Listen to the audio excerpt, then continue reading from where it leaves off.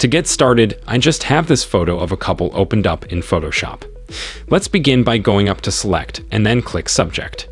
Okay, and there it's selecting my couple pretty good right off the bat. Chances are you'll still need to make some small adjustments for this. I suggest using the Quick Selection tool. With the tool, click and drag over the parts you'd like to add to your selection.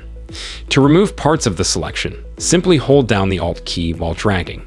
Now, once you're satisfied with your selection, click it and then click Select Inverse, which will select everything but your subject. Finally, it's to add a blur to your background. Go up to Filter, hover over Blur, and select Lens Blur.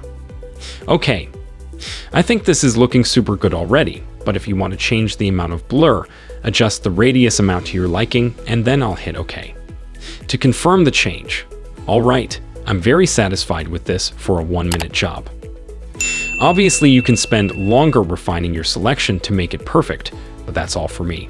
So thanks for watching and see you next time. If this video helpful to learn quickly, hit the like button and also don't forget to subscribe to our channel and hit the bell icon.